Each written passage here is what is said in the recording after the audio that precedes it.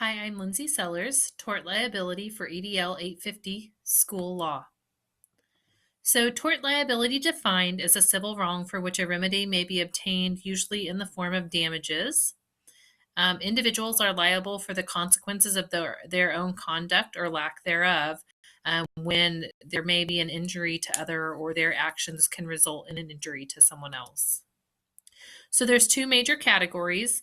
Intentional torts are when an individual attempts or intends to do harm to another person, or is aware that injury could or will result as the act. So a couple of examples here would be battery or assault.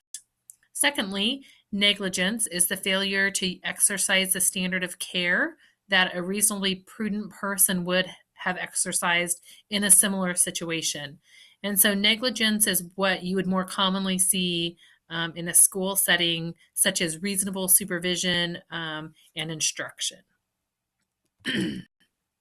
So the first tort, Mitchell versus Cedar Rapids, is in regards to a family of a special education student who left school early, and the school district had some different ways of contacting parents when students were not in school. And so the student was actually sexually assaulted after school hours, but because the school district did not follow through on contacting the parents, they were found negligent of failing to adequately supervise the student, and damages were awarded to the family. So reactive measures in this case may be changes in procedures or attendance procedures. Proactive measures that could help would be to maybe shore up some of the attendance procedures that happened within the school. And ethics would be understanding that sometimes special needs students have some different needs that maybe need to be addressed on a more individualized basis. Secondly, Flanagan against Canton School District. A student was injured in a locker room and then had to undergo surgery for the injury. The teacher that day was not present in the locker room, even though there was some horseplay and some rowdiness going on prior to that. The student did not follow the teacher did not follow the students into the locker room, and so the school district was held liable that the teacher did not adequately supervise during that time there in the locker room. So reactive measures would most likely be changes in shoring up supervision procedures. There may be teacher discipline in this case. Proactive measures would be proper supervision in the locker room area at all times. And then ethics that would probably benefit in this situation would be making sure that student safety is a priority and understanding that the supervision is a piece of that.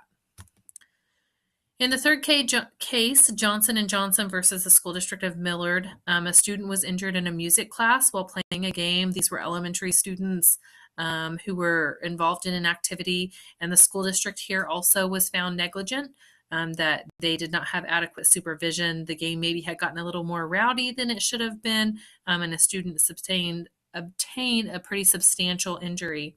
So reactive measures would be probably, hopefully, medical attention was called, and then possibly teacher discipline.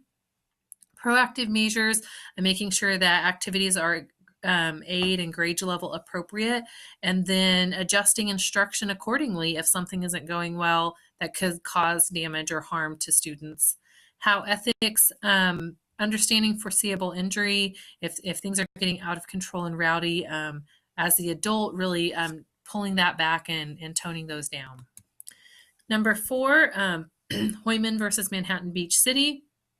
This case involved a summer school situation in which a student left early and was injured on a motorcycle. The school district was not held liable in this case because it was more in regards to the mother's emotional and physical injury, in my understanding. So with it being summer school, there were probably different procedures. So reactive is addressing those attendance procedures and how those are handled in summer school. Proactive measures would be making sure that in the future parents understood that attendance policies are probably different in summer school, and making sure that they're being made aware of that. And then how could ethics be beneficial is really ensuring that parents understand attendance policies and how that's handled, maybe in a little bit different setting than the regular school year. And then number 5, Brocktick versus Millard. A student was hit in the head by a golf club during an indoor PE class and actually later passed away. The school district was found negligent for lack of supervision. This was a rather large PE class. The student, I think, was absent on the first day of instruction, and no instruction was given the second day when the incident actually happened. Reactive measures in this case may be smaller class sizes, the issue of class supervision, and maybe not doing an outdoor sport indoors. Proactive measures would be to ensure that instruction's given at the beginning of every class period. So even though there was some instruction and teaching, making sure that that's retaught and redone at the beginning of every class period. And then ethically creating safe and appropriate environments for all students.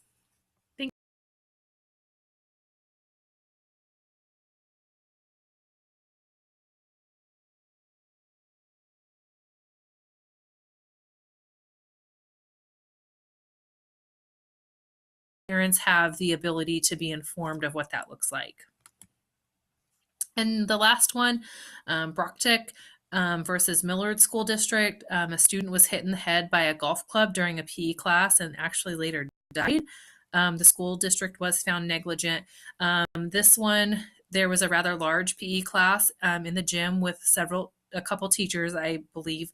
And the student was evidently gone the first day when the most of the instruction was given, and then there was no instruction on the second day. So the student that actually passed away wasn't there for the instruction, and so the school district was found negligent for lack of supervision and instruction. So reactive measures possibly in my school would be smaller class sizes, obviously class supervision, and maybe golf would not be an indoor activity. Proactive measures could ensure instruction is given at the beginning of each class period.